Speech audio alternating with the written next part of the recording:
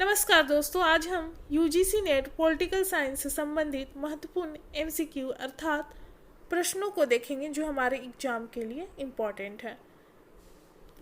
इसके पहले पहला पार्ट करवा चुकी हूँ मैं, आज दूसरा पार्ट है। पहले पार्ट में 1 से 50 तक क्वेश्चन था, आज मैं 51 से 100 तक क्वेश्चन को करूँगी। क्वेश्चन है, नॉजिक के अधिकारिता सिद्धांत का कौन सा प्रकार नहीं है। यहाँ पर 4 ऑप्शन है। ए है न्यायपूर्ण हस्तांतरण का सिद्धांत, बी न्यायपूर्ण अधिगम का सिद्धांत, सी न्यायपूर्ण अधिग्रहण का सिद्धांत और डी अन्याय के परिष्कार का सिद्धांत। तो कौन सा पूछ रहा है, कौन सा अधिकारिता सिद्धांत का प्रकार नहीं है? तो बी नंबर, न्यायपूर्ण अधिगमन का सिद्धांत। अगला क्वेश्चन है, औपचारिक न्याय का तात्पर्य है। ऑप्शन है ए प्रकृति द्वारा प्रदत्त न्याय, बी संप्रभु जनता द्वारा प्रदत्त न्याय, सी संविधान और लिखित कानूनों के अनुसार न्याय, डी उपरोक्त सभी। तो हमारे यहाँ पर आंसर हो जाएगा सी संविधान और लिखित कानूनों के अनुसार न्याय। अगला प्रश्न है, तात्विक न्याय की धारणा न्याय के किस रूप से जुड़ी है? ये ऑप्शन है, देख लीजिए। इसका उत्तर हो जाएगा ए सामाजिक न्याय। अगला प्रश्न है, जॉन रॉल्स ने किस संघर्ष के समाधान के लिए न्याय का सिद्धांत प्रस्तुत किया? इसका उत्तर हो जाएगा बी अमेरिका में श्वेत और अश्वेत के मध्य संघर्ष के लिए उन्होंने न्याय का सिद्धांत प्रस्तुत किया था। अगला प्रश्न है, अ थ्योरी ऑफ जस्टिस किसकी रचना है? उत्तर हो जाएगा सी जॉन रॉल्स। अगला प्रश्न है, रॉल्स के अनुसार न्याय की समस्या प्राथमिक वस्तुओं के न्यायपूर्ण वितरण की समस्या है। ये प्राथमिक वस्तुएं हैं। ऑप्शन ए अधिकार और स्वतंत्रता, बी शक्ति तथा अवसर, सी आय संपदा तथा आत्मसम्मान और डी है उपरोक्त सभी। तो ये सभी प्राथमिक वस्तुएं हैं।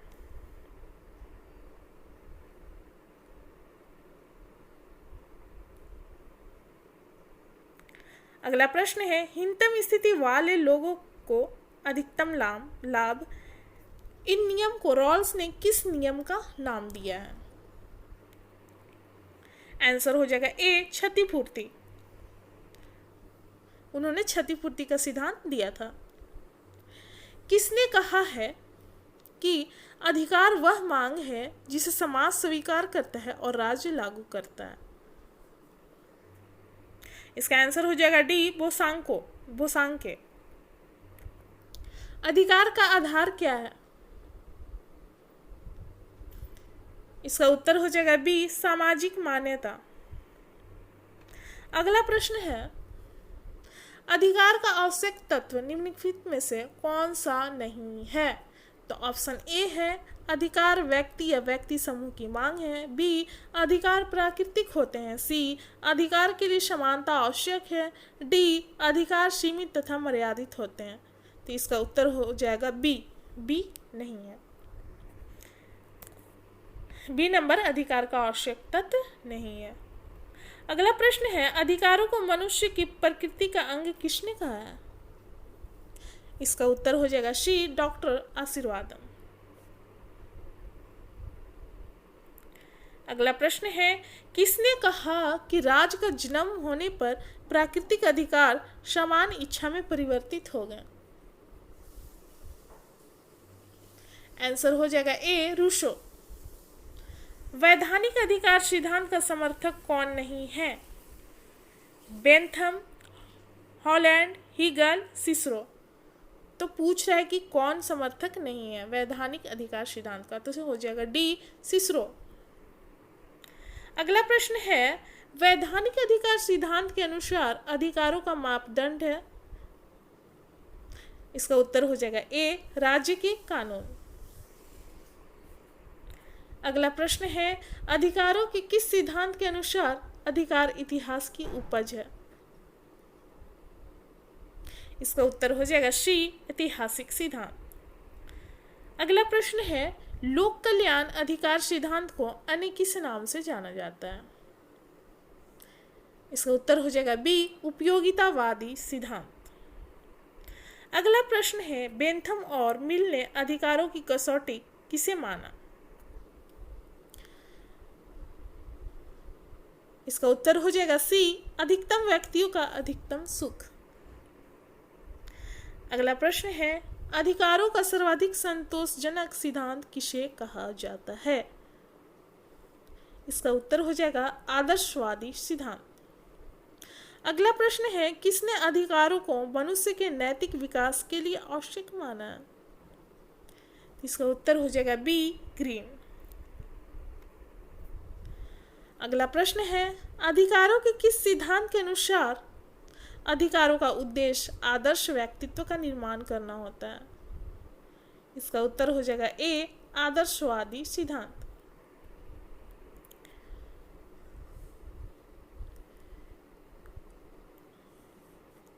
अगला प्रश्न है,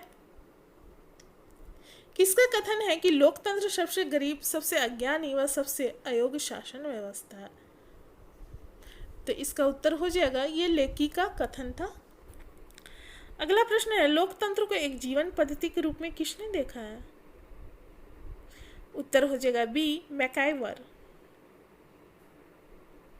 अगला प्रश्न है, गार्नर के अनुसार लोकतंत्र की 4 पूर्व शर्तें में कौन सा सम्मिलित नहीं है? तो ऑप्शन ए है राजनीतिक संचेतना, बी राजनीतिक शिक्षा, सी राजनीतिक व्यवहार, डी प्राथमिक शिक्षा। तो इसमें हो जाएगा सी, राजनीतिक व्यवहार। अगला प्रश्न है, जॉन बाल्के के लोकतंत्र के 3 सूत्रीय वर्गीकरण में कौन सम्मिलित नहीं है? ए है न्याय सहायता की भूमिका, बी सुविधाजनक तटस्थ भूमिका, सी जिला राज्य अथवा राष्ट्रीय भूमिका, डी जनता की भूमिका। तो जनता की भूमिका जो है सम्मिलित नहीं है।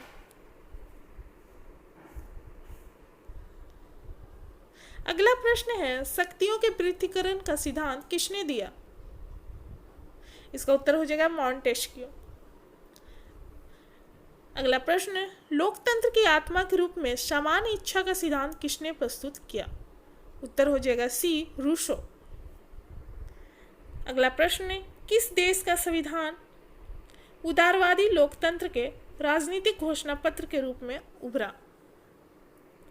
उत्तर हो जाएगा बी, अमेरिका। अगला प्रश्न, सीमित सरकार के विचार को आर्थिक आधार किसने प्रदान किया? ऑप्शन है ए एडम स्मिथ, बी रिकार्डो, सी माल्थस। तो इसका आंसर तीनों हो जाएगा, यानी ये सभी। अगला प्रश्न, वयस्क मताधिकार तथा प्रतिनिधि सरकार के विचार किसने प्रस्तुत किए थे? तो यहाँ पर उत्तर हो जाएगा बेंथम। अगला प्रश्न, लोकतंत्र के नैतिक पक्ष की ओर किस विद्वान ने ध्यान आकर्षित किया? तो इसका उत्तर हो जाएगा मिल। लोकतंत्र का बहुलवादी सिद्धांत किसने दिया था? इसका उत्तर हो जाएगा लास्की।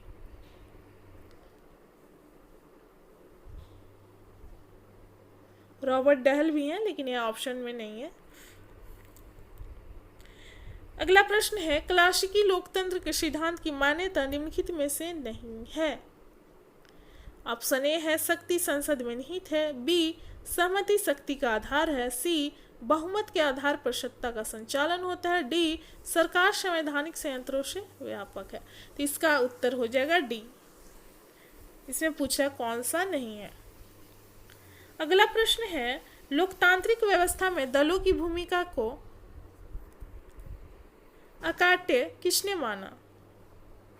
तो इसका उत्तर हो जाएगा मिचेल्स। अगला प्रश्न, सहमति मूलक लोकतंत्र की अवधारणा का विकास किसने किया? तो इसका उत्तर हो जाएगा ओंट लिपचाट। लोकतंत्र का कौन सा सिद्धांत वर्ष 1917 की सोवियत क्रांति तथा वहां स्थापित प्रशासकीय व्यवस्था से प्रतिस्थापित है? इसका उत्तर हो जाएगा सी परिवर्तनवादी सिद्धांत। मैक्स वेबर के अनुसार शक्ति का प्रकार नहीं है। कानूनी शक्ति, बी आधुनिक शक्ति, सी परंपरागत शक्ति, डी करिश्मावादी सिद्धांत शक्ति। तो इसका पूछ रहा है कौन सा शक्ति का प्रकार नहीं है, तो ये तीनों है, जबकि बी आधुनिक शक्ति नहीं है। अगला प्रश्न है, जो शक्ति वैधानिकता पर आधारित ना हो क्या कहलाती है? जो वैधानिकता पर ना आधारित ना हो तो वो उत्पीड़न कहलाती है। और जो शक्ति वैधानिकता पर आधारित होती है तो उसे क्या कहा जाता है? सत्ता। अगला प्रश्न है, यदि शक्ति अज्ञात या अदृश्य हो तो उसे क्या कहा जाएगा? उसे प्रच्छन्न शक्ति कहा जाएगा। अगला प्रश्न है, शक्तियों के प्रयोग करने के ढंग में सम्मिलित है ऑप्शन ए अनुनय, बी दंड, सी प्रभुत्व, डी ये सभी। तो इसका उत्तर हो जाएगा ये सभी।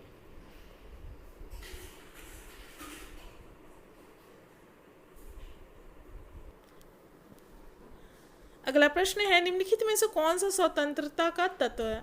पहला नंबर है, सामाजिक ढांचे को संगठित रखते हुए व्यक्ति को अधिक से अधिक स्वतंत्रता प्राप्त हो। दूसरा नंबर, सभी व्यक्तियों के लिए स्वतंत्रता समान हो। तीसरा नंबर, स्वतंत्रता को सार्थक बनाने के लिए कर्तव्यों का पालन होना चाहिए। और चौथा नंबर है, स्वतंत्रता बंधनहीन होनी चाहिए। तो सी नंबर सही होगा, 1, 2, 3, जबकि 4 नंबर सही नहीं होगा। अगला प्रश्न है, स्वतंत्रता के संरक्षण के संबंध में क्या सही है? ऑप्शन है, पहला, सतत जागरूकता स्वतंत्रता का मूल्य है। दूसरा, आर्थिक विषमता स्वतंत्रता को प्रोत्साहित करती है। यह असत्य हो जाएगा। तीसरा, कानून स्वतंत्रता का मित्र है। चौथा, राजनीतिक शक्तियों का विकेंद्रीकरण स्वतंत्रता के लिए। और इसका उत्तर हो जाएगा सी, 1, 3, 4 नंबर। सॉरी 1, 2, हाँ 1, 3, 4 नंबर 2 नहीं है। आर्थिक विषमता स्वतंत्रता को प्रोत्साहित करती है, ये नहीं होगा, क्योंकि आर्थिक विषमता स्वतंत्रता को कभी नहीं प्रोत्साहित करेगी। अगला प्रश्न है, उसे सुमेलित करना है, विद्वान और उनके दिए गए विचार को यहाँ पर सुमेलित करना है। तो मॉन्टेस्क्यू का हो जाएगा दूसरा नंबर, स्वतंत्रता वैधानिक प्रक्रियाओं में ही संभव है। एडम स्मिथ का हो जाएगा, स्वतंत्रता को समृद्धि के संदर्भ में उन्होंने देखा। मिल का हो जाएगा, राज्य का सकारात्मक दृष्टिकोण। राज्य का सकारात्मक दृष्टिकोण। और बेंथम का हो जाएगा, राज्य निर्मित विधियों को महत्ता।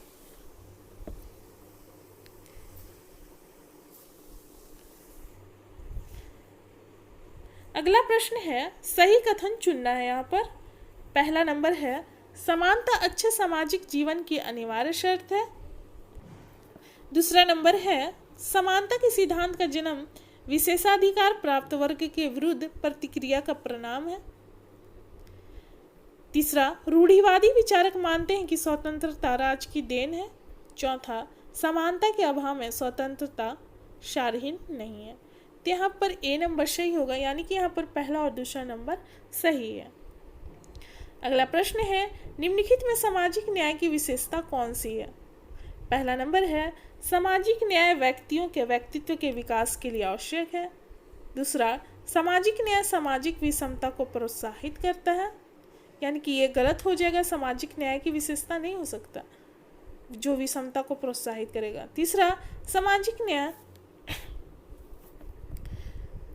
गरीबों को सस्ता व सरल न्याय उपलब्ध कराता है। चौथा, सामाजिक न्याय लोगों को समान सामाजिक स्तर प्रदान करता है। तो डी नंबर सही हो जाएगा, पहला, तीसरा और चौथा नंबर। अगला प्रश्न है,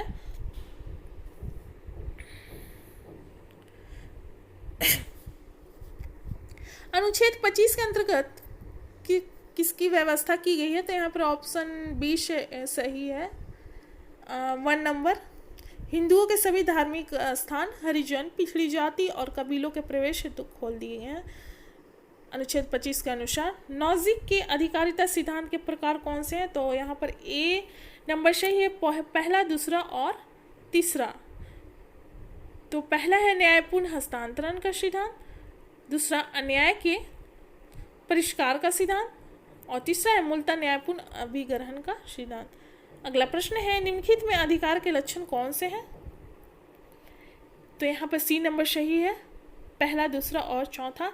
तो पहला है अधिकार व्यक्ति या व्यक्ति समूह की मांग करता है, दूसरा अधिकार का आधार सामाजिक मान्यता है, और चौथा नंबर हो जाएगा अधिकार सामाजिक हित के लिए बनाए जाते हैं।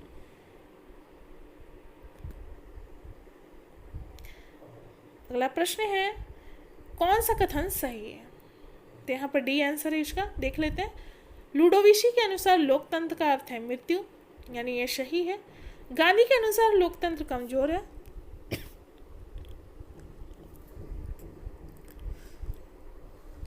ये गलत है। तीसरा नंबर है, बार्कर के अनुसार लोकतंत्र जुगाड़ों का शासन है, ये सही है।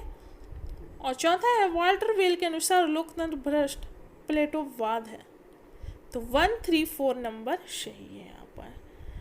अब लास्ट क्वेश्चन है, सुमेलित करना है यहाँ पर प्रतिपादक और उनकी दी गई अवधारणा।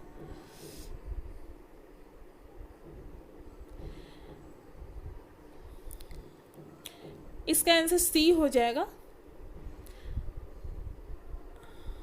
ए नंबर है गणराज्यीय स्वतंत्रता, तो इसका हो जाएगा मिल। समाख्यवादी समुदाय, इसका हो जाएगा डेविड ह्यूम। और श्रेणीतंत्रीय व्यवस्था का हो जाएगा पीटर क्रॉपाटिन। और डी नंबर प्रतिस्पर्धात्मक बाजार का हो जाएगा हर्बर्ट स्पेंसर। ये सभी महत्वपूर्ण MCQ थे। यहाँ पे हमारा समाप्त होता है, मिलते हैं अगले वीडियो में। धन्यवाद।